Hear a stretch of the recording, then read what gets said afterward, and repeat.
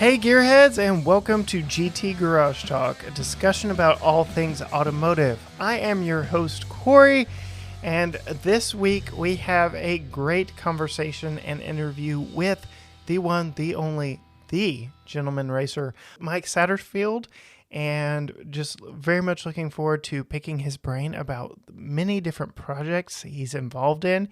He does even more than I thought he did. We've been friends on social for a while. We've met at various different events, but my goodness, he is involved in a lot of different things. And I'm very excited to see the culmination of a bunch of different projects he is working on. But without wanting to spoil anything for the interview with Mike, I will just go ahead and close my mouth and insert our conversation right here. All right, Gearheads, this week we have a special guest, the gentleman racer himself. Michael, how are you doing today?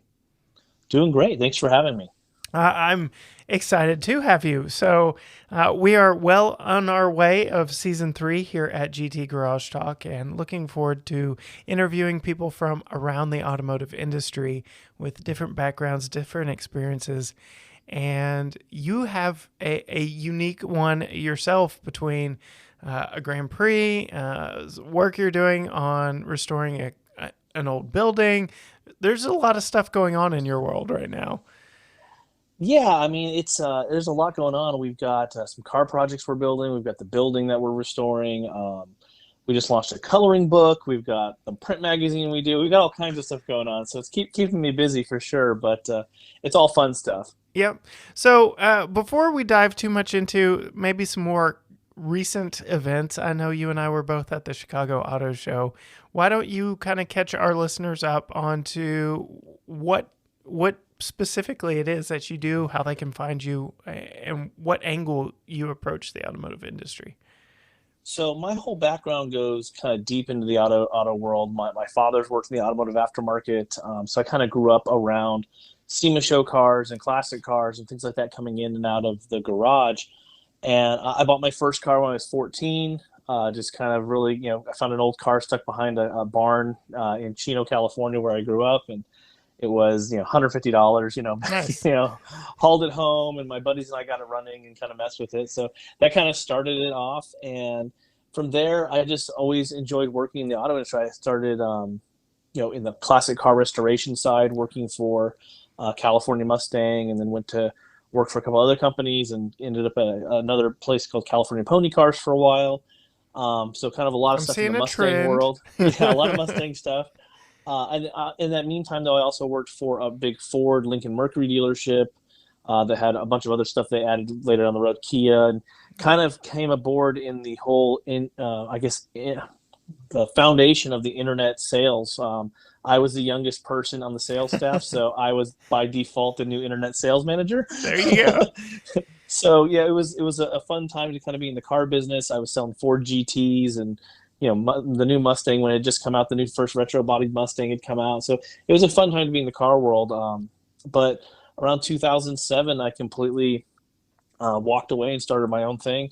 We have a clothing company that we launched for a family business, and then we had the Gentleman Racer, which I had already started, but it was really a kind of more like the angelfire.net days of the internet. So it was like taking pictures at car shows, and then with a 35 millimeter camera Right. for those youngsters out there who don't remember film, and then having to go to Walmart, get your camera, your film developed, and you get a disc if you paid like $2 more. So you have to scan all the pictures in. So that was kind of the start of auto media. Was back in the day just taking pictures at car shows, Pomona Auto Swap Meet, and all that kind of stuff. And yeah, it's kind of grown into its own entity now. We've got the print magazine and the website, which we reformatted kind of in, I guess it'd been the mid 2000s, like 2000, like the 2012 era. We kind of really went a whole different direction and really kind of started telling more lifestyle stories around cars and history and other things that I felt that I was interested in. So kind of grown to its own thing from there. So I've followed you and the Gentleman Racer since we've become acquainted through Texas Auto Riders, and it is very much a unique approach, and it is those two things in the title, gentleman and racer. So you've covered everything from James Bond's clothes to his cars, and like his watches are very iconic and things like that. So you take a holistic approach to what it means to be in a certain scene. Yeah, I mean, for me, I kind of always thought those things went together very well. I mean, guys who like cars, they also probably like skeet shooting and James Bond and cigars and whiskey and whatever else. So I always kind of had that approach. If I was into it, if it was something I was interested in, there's got to be other people who would be interested in it Right. too. So that was kind of the editorial direction I always gave myself was that. I mean, I'm writing a weird piece right now on a long deep dive into history from about 100 years ago. So, maybe some people will read it, maybe not, but I enjoy it. So Right. always like to kind of tell different stories. Hey, if you're passionate in it and you let that passion show, other people will pick up on it. And that's kind of how GT Garage Talk really got off the ground, was my passion for cars and wanting to share that. So I've kind of, messed with you online and talk. It's even more kind of ironic that it was through social media that you and I had this conversation, but the a whole print media genre has gone through its ebbs and flows. And I Hmm. asked you once, I said, when do you think it will be cool or trendy or kind of hipster or uh, I can't even remember the phrasing I used, but when do you think print will come back in style? And I believe your answer was it already has. And it really is more kind of, I don't want to say your niche where you are in your world, but I know I remember collecting, I had at least a decade's worth of Car and Driver and Motor Trend Oh yeah. that it pained me when I got rid of them, but I hardly ever pulled any of them out, and I was referencing everything online. So I kind of got into that online only kind of space, but there's just something special about seeing your work in print, right? Well, I mean, it's a different medium. It lets you tell stories in different ways. It limits you in ways. It's kind of like film photography. I'm really fortunate that I grew up shooting film. I think because in my head, still burned in my memory is like I only have like 24 frames. Right. you know, People who grew up shooting digital, like they just will sit there and fill a card, swap it out, fill a card, and shoot until they get a good picture. Right. Um, so I don't know those different types of mediums. I think they make you slow down, they make you focus, they make you be a little more intentional, and I like that. And I think a lot of readers like that. I also they like the idea of having something physical. It's kind of just a different way of doing things because, I mean, there's so many websites now. There's so Right. many digital video producers and everyone who's in this space that trying to differentiate yourself and trying to tell stories in a different way. It really does stand out, and it'll never be the volume like the Right. magazine will never be the volume that the website gets, obviously, because everyone can read the website on their phone, on their tablet, on their computer, everywhere. But people do really appreciate it. Brands still love to see themselves in print. Right. There is some vanity to being in print, even if it's a small run.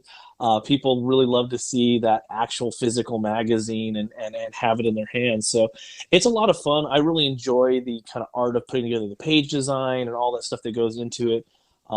It's a lot of work, I bet. but it is a lot of fun. So yeah, I think print has come back in a way where it's a it's a special thing. It's something that that's why we do a quarterly. We're not trying to do a monthly Right. magazine. I mean, I grew up in the era of like the 2-inch thick sport compact cars, Yes.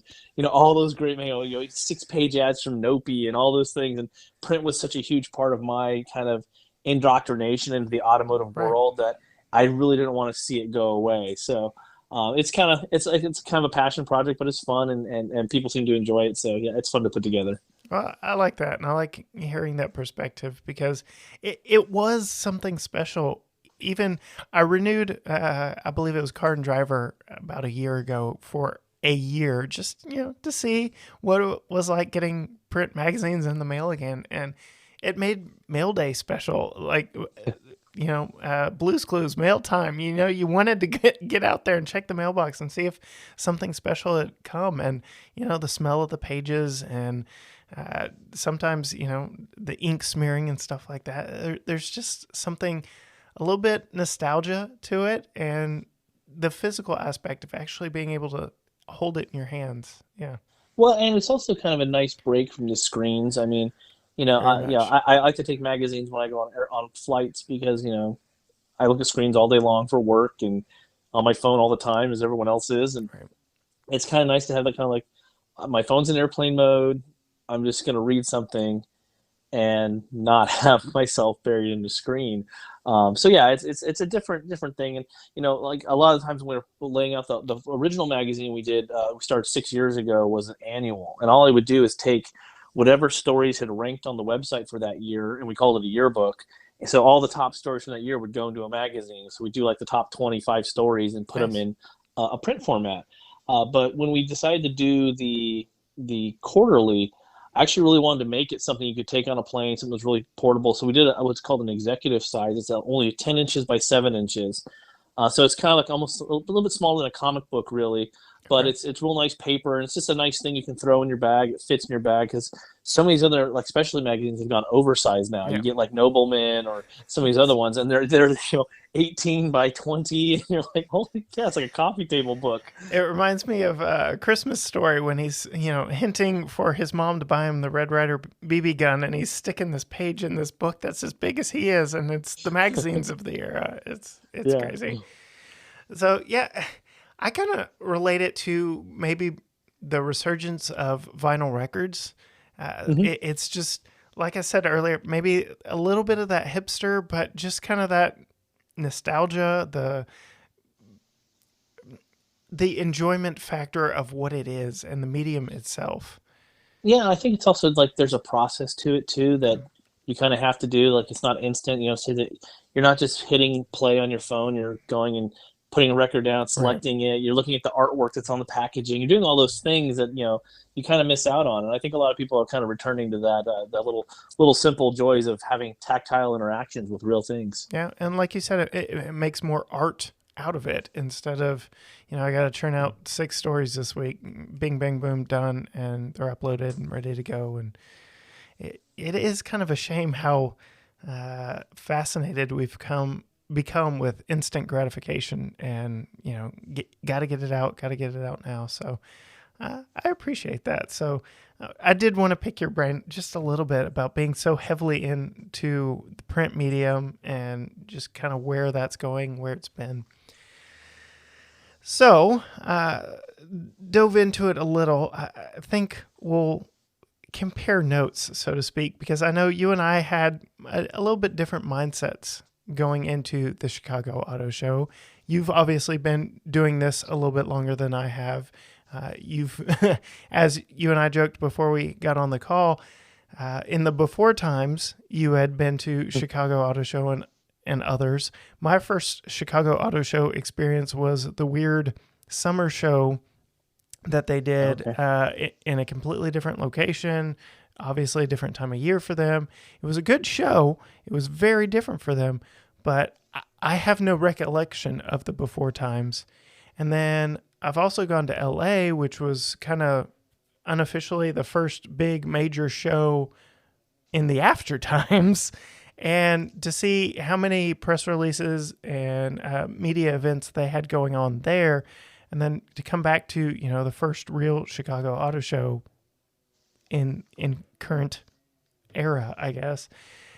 I don't know. It felt very different to me. I don't want to say underwhelming. It was just different. What was your perspective coming from the before times? Well, yeah, I mean, compared to like a traditional Chicago Auto Show, which was in multiple halls usually, Right. they had huge indoor driving places where you're literally driving cars on road tests inside buildings. Right. Um, it was a very different show, and I think the other thing that kind of stifled that feeling of specialness, or there was really no big unveils there. It was all Mhm. like, here's a different color of the Bronco Right. with a different interior, or here's a special edition Subaru that we put a badge on. There was nothing. I mean, you had the Allen Man Ford GT, Right. which was super cool. I mean, and they had the AM GT1 next to it, which is Mhm. super cool.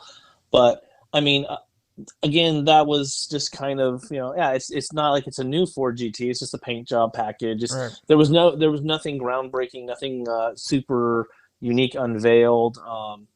And the stories that I look for are always different than what most auto writers are looking for. They're looking for their reviews, they're looking for news, they're looking for powertrain stuff, and that's not the type of space that I Right. compete in. Just because, I mean, I'm never gonna. I realized a long time ago I was never gonna win the Google search for like 2022 Honda Civic review. Right.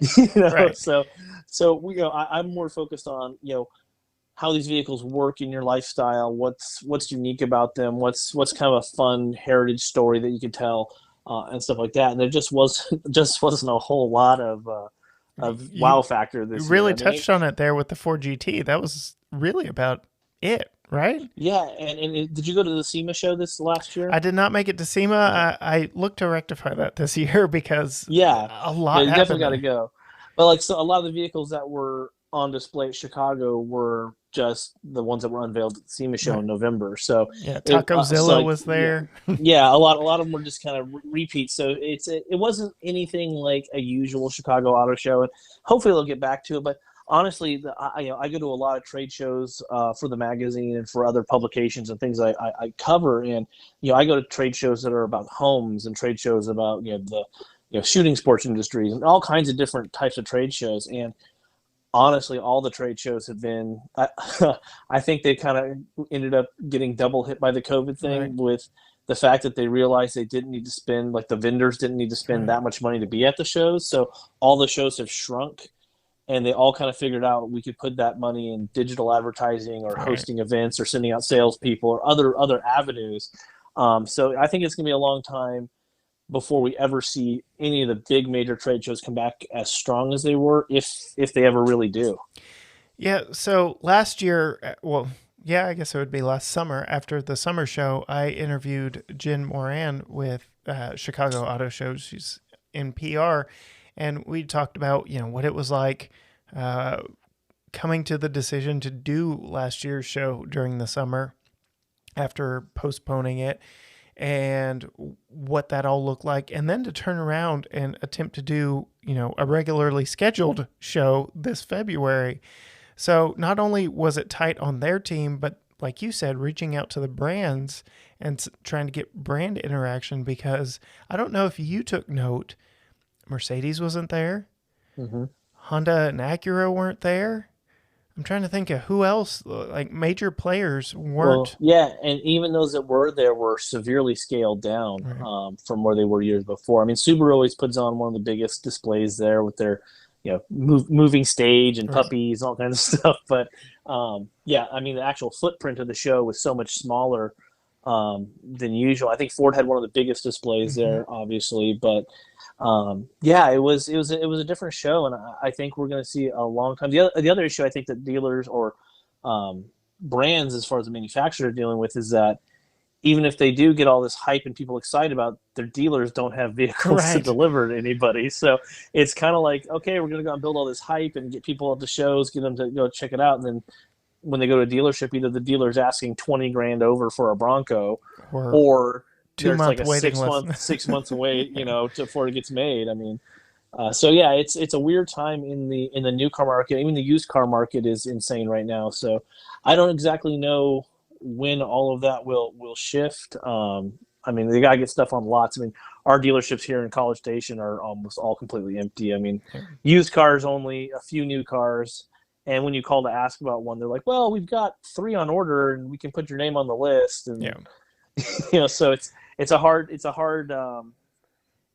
pill to swallow if you're a manufacturer, because you got to go invest all that money to drive people to your dealerships, and then your dealers can't execute on the sale when people are in the that buying mode. So Yeah, it's going it's back it's to it's that a hard. instant gratification. Yeah.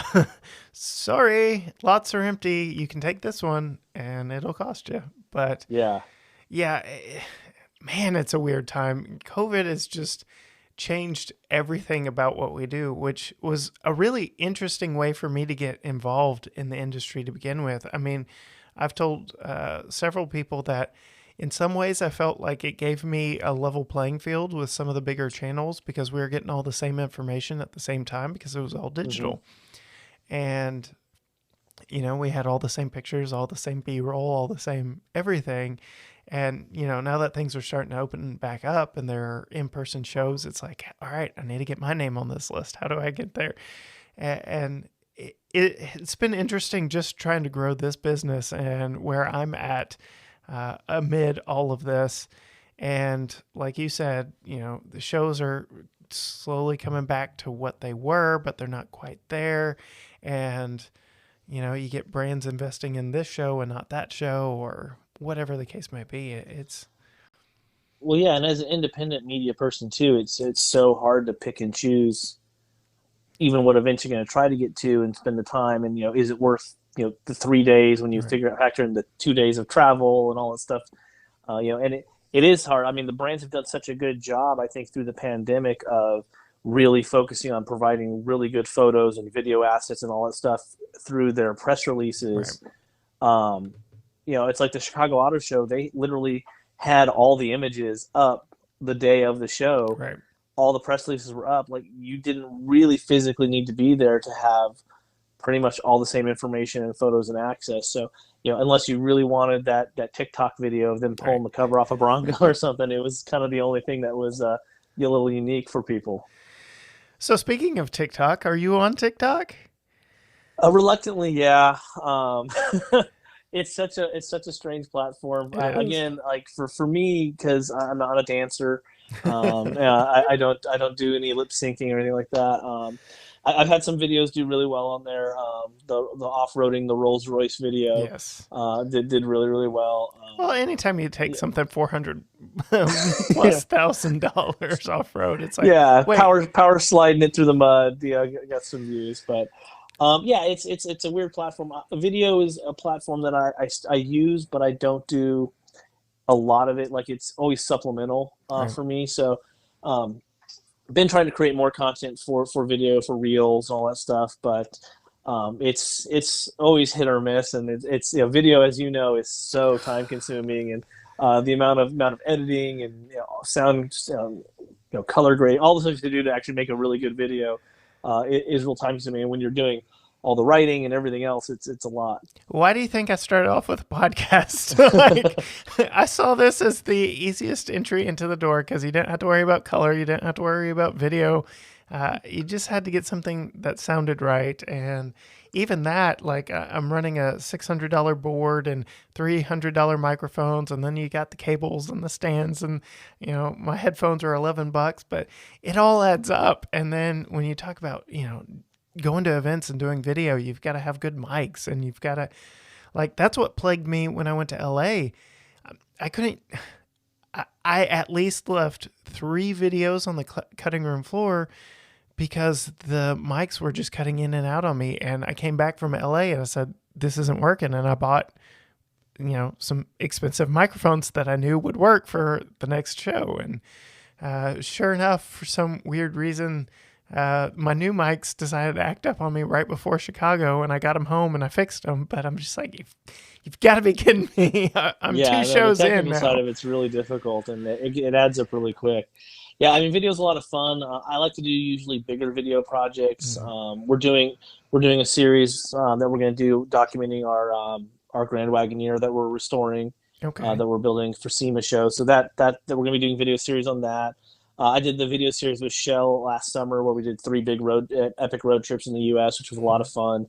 But for me, like the daily vlogging, like I had a YouTube channel years ago that is no longer in existence. That was all daily vlog stuff and all the daily car stuff I was doing and stuff with the clothing company and all that Yeah. stuff. And there was a whole lot going on, but it literally it was fairly successful too. But it burned me out because it was just so much everyday filming, editing, Right. putting up a video about and trying to make mundane stuff exciting for the vlog.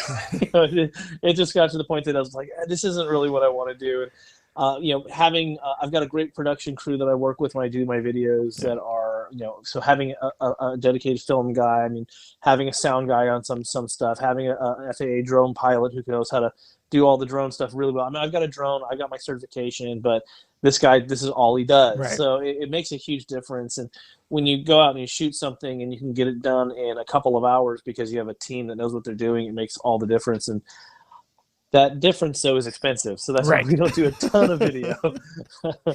You don't have to tell me. So that was one of the biggest hindrances for me and my channel for the longest time was I could shoot all day long. That was the fun part. It meant having a fun vehicle for a day, a week, or whatever the case may be.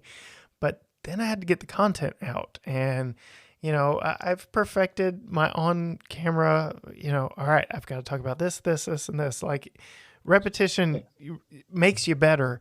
But I think, worst case scenario, I can get a decent review out of a 2 hour window of my life. Would I like more? Yes. I do work with a production company as well. He'll do the editing for me and allow me to focus on actually growing the business, which I've always been fascinated in.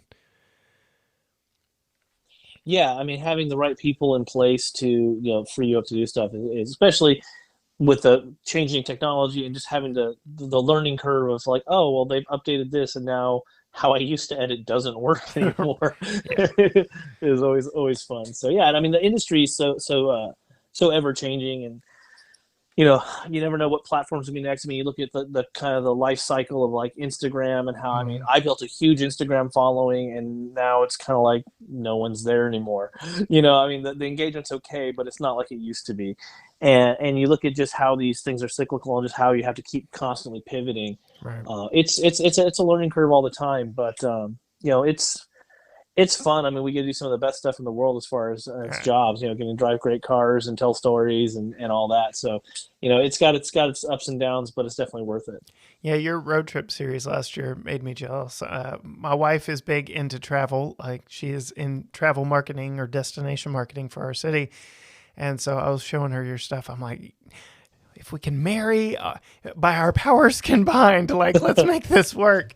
And just get out and explore. As it is, I've been trying to work on my own road trip series, and at this stage of my channel, I believe it's just not what brands want to invest in at this moment. Plus, again, the troubles of COVID and vehicle Yeah. shortages and all that stuff. So just trying to make something work and realizing again how much work it is to get that end product out there. A lot of moving Well, parts.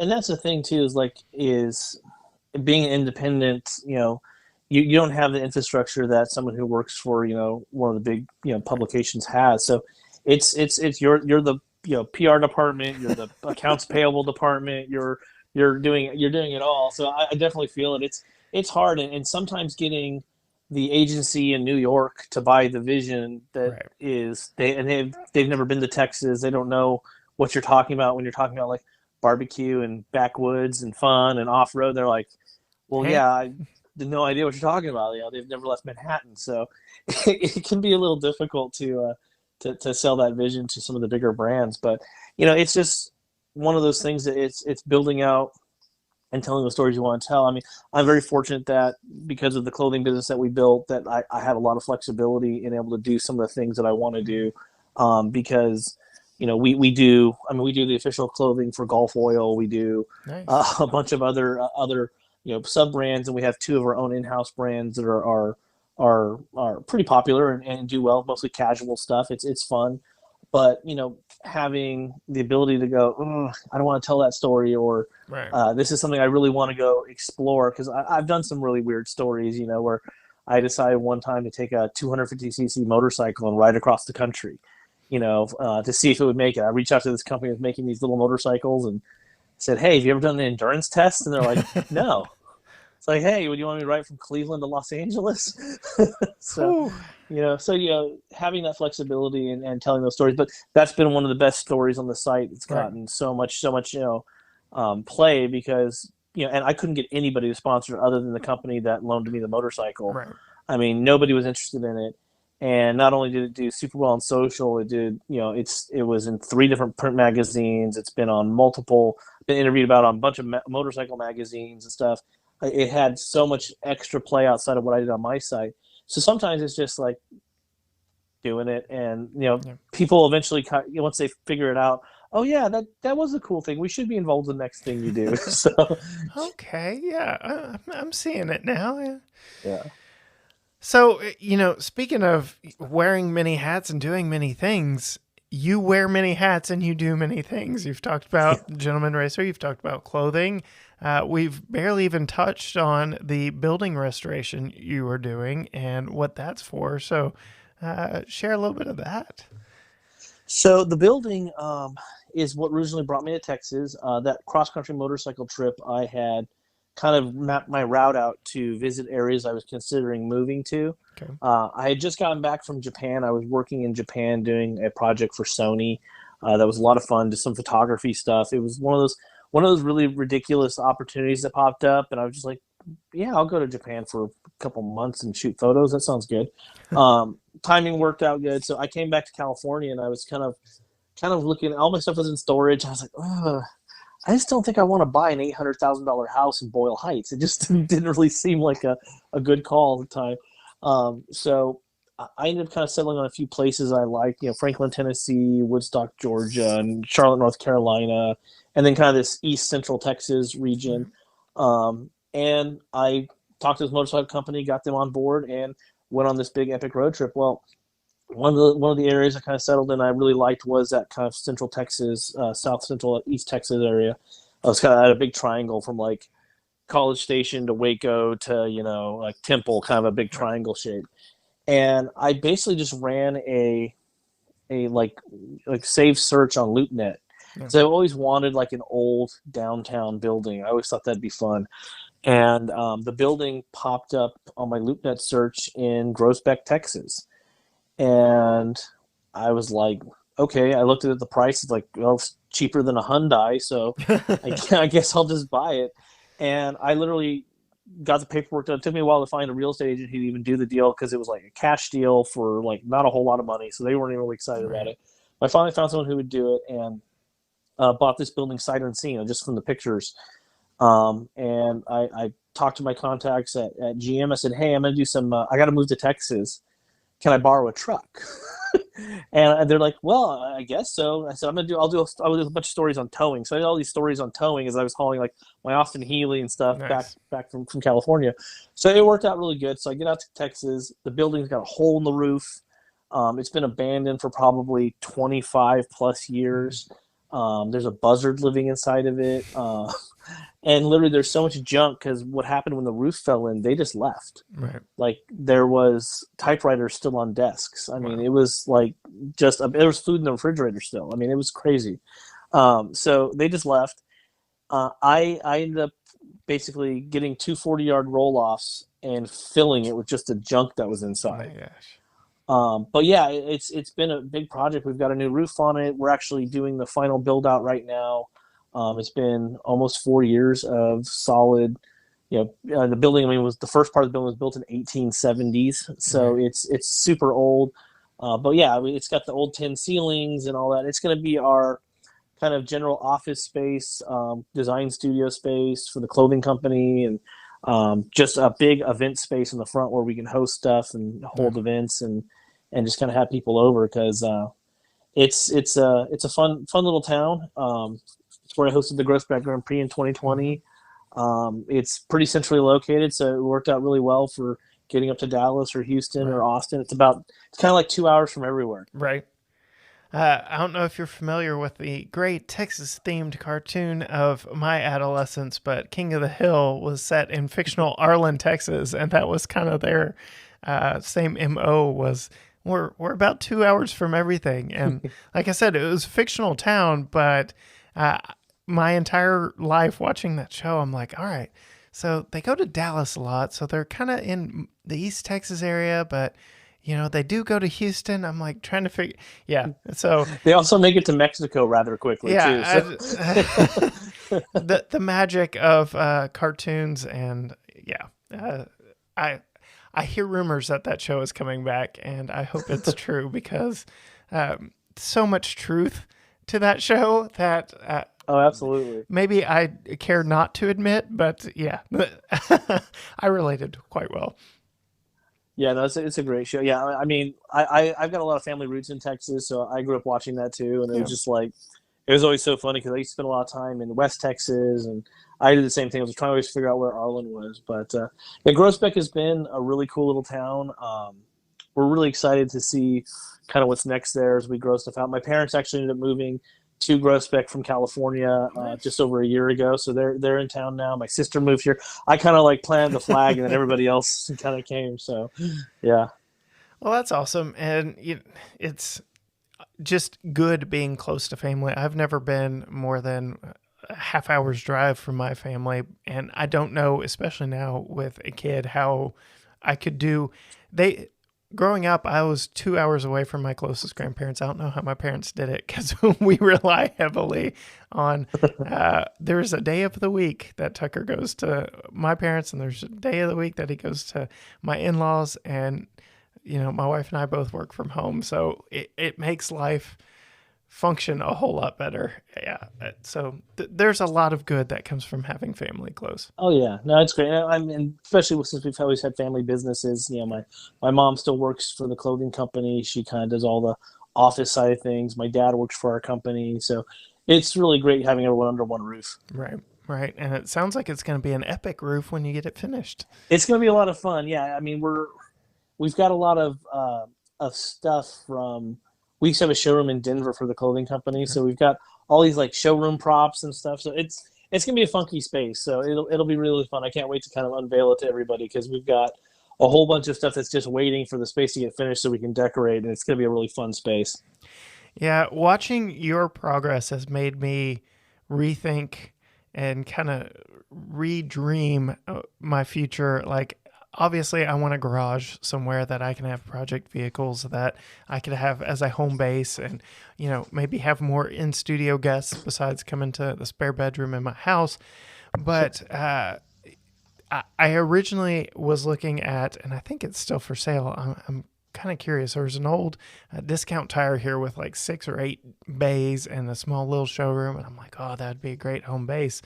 But then seeing your project and renovating the old building downtown like you have there are several around here that I've kept my eye on. And I'm like, if I just fell into a pile of cash, I would. I see the potential of that building, but there's no other Yeah, way I right mean, now. there's so many little towns with downtown buildings that are Right. empty, and I mean, it's a shame because like there's like a lot of them that are about to fall over.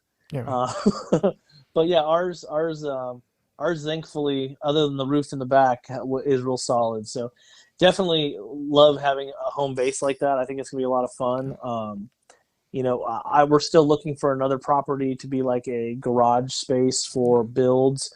Right now we have a second. My parents' property has a second garage on it, so that's kind of it. But we want a place that we could actually film and do Right. some of that stuff for the bigger projects because we've got the Austin Healey project, we've got the Grand Wagoneer project, and then I just picked up for a series. I bought a car at an auction, so I'm doing a whole what's it like to actually go try to buy a car at an auction. How bad is it when you get them? What's the process for finding titles on these things that are either abandoned or police seized or whatever it is, and That wasn't the getting Grand keys to. Wagoneer, was it? No, the Okay. Grand Wagoneer. Now, the Grand Wagoneer I bought from a guy up in way north of Dallas. I was actually in Nashville when I found it, and I was like, it was such an incredible deal. I thought it was a misprint. So I messaged the guy. I was like, hey, I want this. I don't even care. He's like, well, you sure you want to look? I said, I just want it. Right. So I called my dad, who was in Texas, like, get a hold of this guy. I don't care if you have to give him a deposit. I don't care what you have to do. Just make sure we can secure this thing. And the guy was yeah, well, I'll hold it for you, and he actually did, which is shocking, because I'm sure he was getting Yeah. other calls. But we went up and picked it up and hauled it home when I got back from Nashville, and it's a super solid 1987, Grand Wagoneer with the wood paneling, the whole 9 yards. We've got to repaint it, obviously, and do all the interior, but we're building it out as a project. Which we'll unveil later, but we've got all these really great drawings and stuff already done of it. But it's with a really cool heritage brand that we're working with. They're celebrating, I think, their 70th anniversary next year. Okay. So we're going to get it done this year, kind of unveil it at the SEMA show, and then they're probably going to use it for a bunch of like marketing and Nice. collateral stuff next year. But yeah, like the project cars are fun. I've built a lot of project cars over the years for the SEMA show, and it's always a blast to do. It's a ton of work and But a a lot, lot lot of of payoff. headache, but yeah, it's super fun to see this stuff come to fruition. I mean, I've kind of been known for the cars I've done for the SEMA show. We build a lot of what we call like alternative history cars. Okay. So cars that didn't really exist but could have existed. So an example, we did a 1975 F-250 Okay. King Ranch that they never offered a King Right. Ranch back then, but we built it out to where it looked like a King Ranch that would have been offered back in the 70s. So Nice. it was cool. We did a 67 Ford Fairlane that we built into for golf racing when we did our partnership with golf for the clothing. We did a 1967 golf racing heritage looking theme was like Holman Moody NASCAR team goes to European touring cars. So it had a lot of NASCAR stuff. It also had like a Le Mans gas cap and some extra scoops and stuff like that, like a European touring car. So stuff like that's just fun. It's just fun, kind of fun to see it go from paper and sketch to reality and driving it down the road. So those are always fun projects. Yeah, sounds like it. And like I said, that is an ultimate goal of GT Garage Talk is to get to that place where, yeah, reviewing cars is fun. Looking at the newest, latest, and greatest is fun. But yeah, making something that didn't exist before and taking it from, a sketch, a drawing, an idea, and, taking it full circle to the tangible reality of print magazine and what that looks like. So being able to actually have a dream and see it out in front of you and then share it with the world at SEMA. Yeah, I'm definitely going to have to go this year. Yeah, SEMA is definitely worth going to. All right, Michael. So I'm sure we could talk a whole lot more. There's a lot we haven't touched on that you've had your hands in and done over the years, but we can always do a follow up episode. What I want to pivot to now is a way we like to close out all of our interviews here at GT Garage Talk. It's called Random Misfire. I've got a list of like 20 different questions. I will pick the 8 that I think kind of best suit you and what I've learned from you, being friends on social media and throughout this interview, and just kind of get into your psyche just a little bit more. And then if you've got time, I've got 2 more questions that I put behind the paywall for my Patreon supporters. Sounds good. All right. So I'm famous or infamous for asking this question. I don't know which it is, but I can't go a single interview without asking, do you name your vehicles? No, I don't think I've ever named one. I wrote a story about people who name their vehicles once, Oh, but really? yeah, never have We're an named a odd car. lot. Yeah, for me, I just never got that need to call it anything. It was always just the fastback or the Right. convertible or whatever it was. So the Healy, whatever, whatever it was. I blame mine.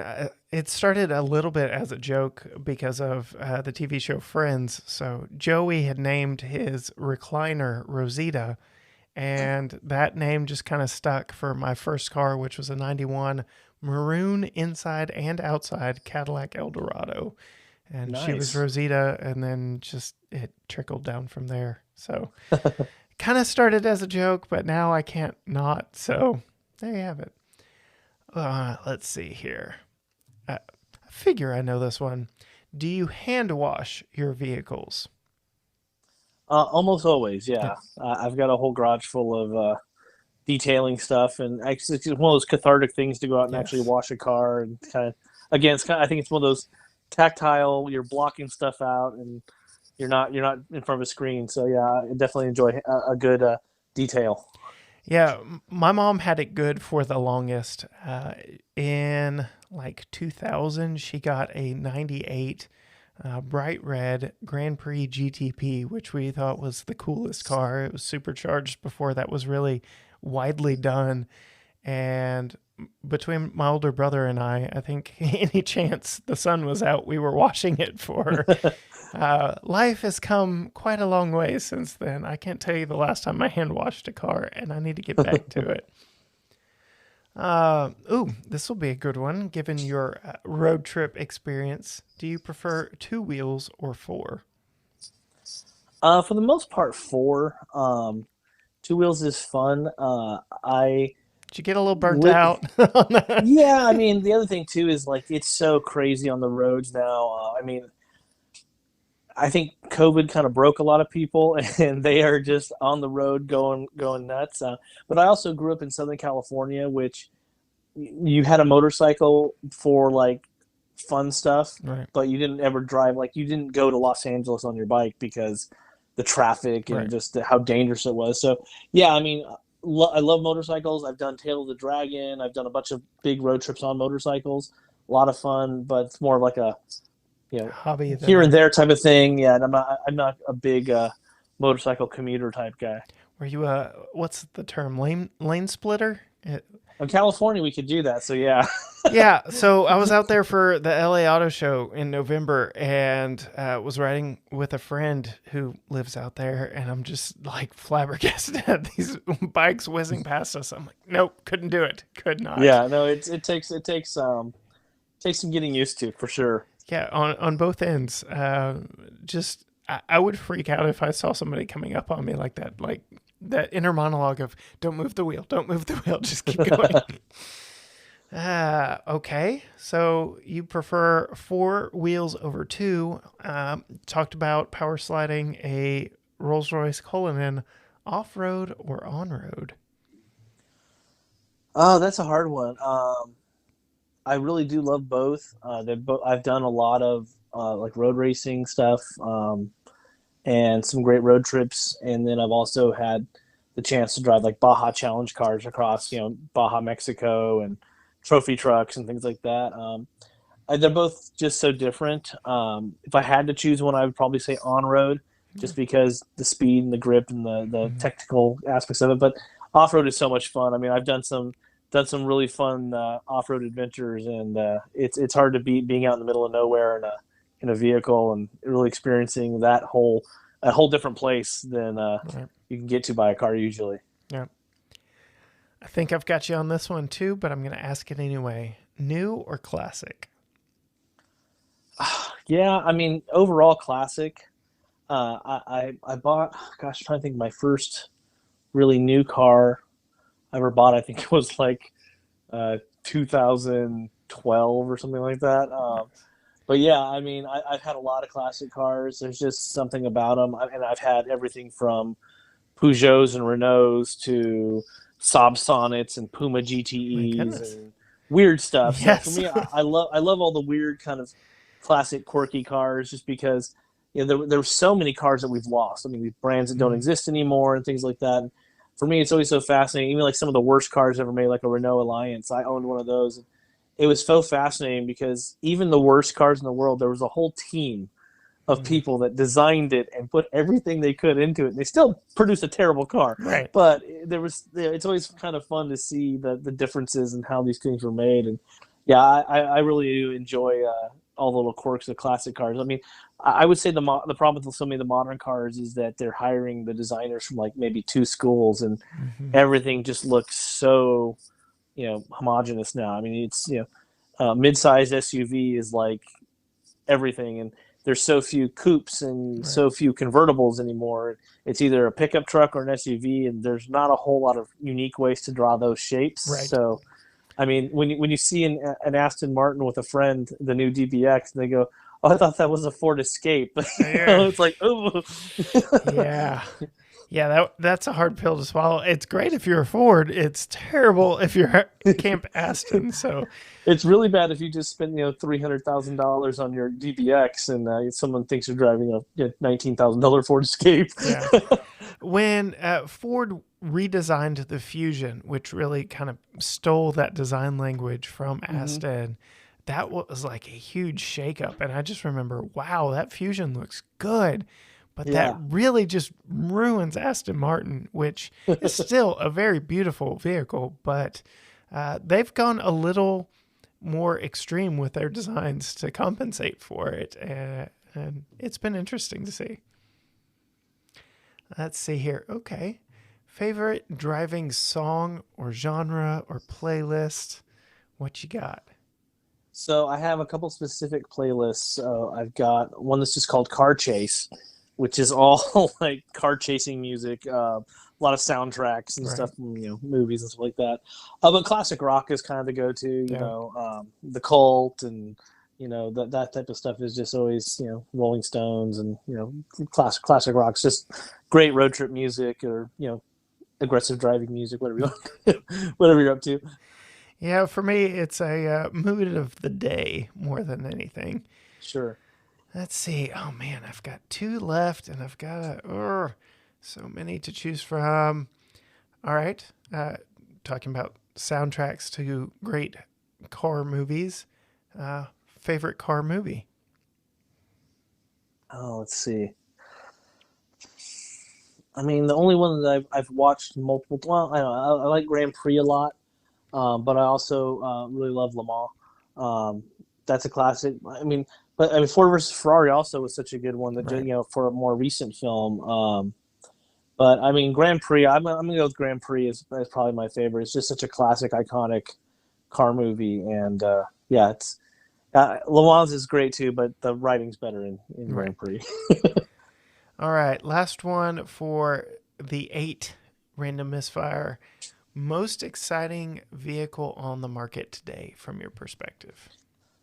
Ooh, let's see. Most exciting. Seems like everything's electrified now, so Yeah, and I mean that to me doesn't excite me. you're So, right. I don't know. I would say, I mean,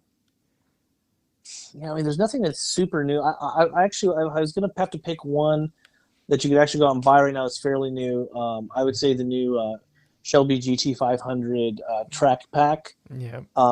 That thing, I took it. I went to the track with it at Texas Motor Speedway and did some laps in it. And I mean, for out of the box performance, dollar to horsepower ratio, I mean, it's a supercar killer for Right. $100,000, which is a lot of money. It's Right. 125,000, but it's punching at the $200,000 price point when you look at what everything else is going for. I mean, you look at an Aston Martin or even the big AMG Mercedes, and you're in the high six figures. So, yeah, But that I would say that AMG GT. Mercedes GT, oh gosh, that thing is so good. Oh, phenomenal car! Yeah, yeah. As long as it's one of those cars that I'd really like to lease for a little while or Mm, rent for a while or borrow, but mm, you don't want to have to fix right.